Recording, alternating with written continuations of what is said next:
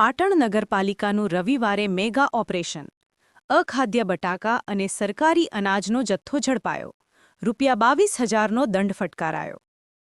પાટણ શહેરને સ્વચ્છ અને સુંદર બનાવવાના સંકલ્પ સાથે નગરપાલિકાના ચીફ ઓફિસર હિરલબેન ઠાકોરના માર્ગદર્શન હેઠળ આજે રવિવારની રજા હોવા છતાં પાલિકાની ટીમે મીરા દરવાજા વિસ્તારમાં સઘન સફાઈ અભિયાન હાથ ધર્યું હતું। આ કામગીરી દરમિયાન પશુપાલકો અને ખાદ્ય પદાર્થોના વેપારીઓની ગંભીર બેદરકારી સામે આવતા સંયુક્ત ઓપરેશન હાથ ધરી કડક કાર્યવાહી કરવામાં આવી હતી। સફાઈ અભિયાન દરમિયાન રસ્તા પર રખડતી ગાયો જોવા મળતા ચીફ ઓફિસરની ટીમે તેનું પગેરું મેળવી વાડાઓ સુધી તપાસ લંબાવી હતી। તપાસમાં ચોંકાવનારી વિગત સામે આવી હતી કે પશુ માલિકોએ ગાયો માટેના વાડામાં નાની ઓરડીઓ બનાવીને પકોડી વેચતા ભૈયાજીઓને ભાડે આપી દીધી છે। રહેવાની જગ્યા ન હોવાથી ગાયો રસ્તા પર રખડવા મજબૂર બની હતી। વાડાની ઓરડીઓમાં તપાસ કરતા ત્યાં પકોડી માટે બટાકા બાફવાની કામગીરી ચાલતી હતી।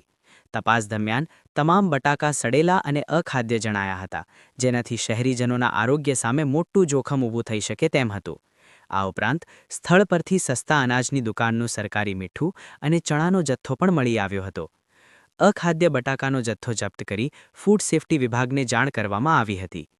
સરકારી અનાજ મળી આવતા ડીએસઓ એટલે કે જિલ્લા પુરવઠા અધિકારીની ટીમને એલર્ટ કરી આગળની તપાસ સોંપવામાં આવી હતી, તો પોલ્યુશન કંટ્રોલ બોર્ડના નિયમોનું ઉલ્લંઘન કરી ચલાવવામાં આવતી તમામ ભઠ્ઠીઓને પાલિકાની ટીમે સ્થળ પર જ તોડી પાડી હતી।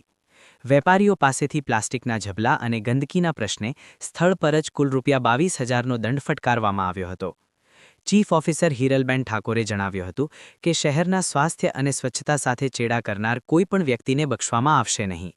પશુ માલિકો અને વેપારીઓ વિરુદ્ધ કડક કાયદેસરની કાર્યવાહી હાથ ધરવામાં આવી છે અને આગામી સમયમાં પણ આવી તપાસ ચાલુ રહેશે। આજે સવારે મીરા દરવાજા વિસ્તારમાં અમે સફાઈનું નિરીક્ષણ કરતા હતા તો ત્યાં રખડતી ગાયો જોવા મળી, એટલે નગરપાલિકાની ટીમ બોલાવીને રખડતી ગાયો બાબતની કાર્યવાહી અમે જ્યારે કરી રહ્યા હતા તો તે ગાયોના જે વાડાઓ છે તે વાડા માલિકોની અમે એ વિસ્તારની મુલાકાત કરતા લક્ષ્મીપુરામાં જ્યાં ગાયોના વાડા છે એ વાડાઓમાં રૂમો બાંધી અને ત્યાં ભાડે આપી દીધું છે અને ભાડે જે પાણીપુરીવાળા જે છે યુપીથી આવતા બિન ગુજરાતી લોકોને આપવામાં આવ્યું છે અને એ લોકો રોજ અહીંયા ચૂલાઓ સળગાવી અને ત્યાં પાણીપુરીનો તાવડો માંડી અને કામગીરી કરતા હોય છે।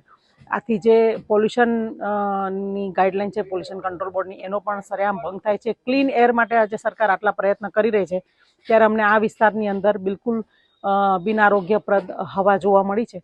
આથી નગરપાલિકાની ટીમે અહીંયા વિઝિટ અને રેડ કરતા અમને અહીંયાથી ઘણી બધી બાબતો જોવા મળી, જેમ કે કંટ્રોલનું મીઠું પણ એ લોકોના પાસે હતું અને ચણા પણ એ લોકોના પાસેથી મળી આવ્યા।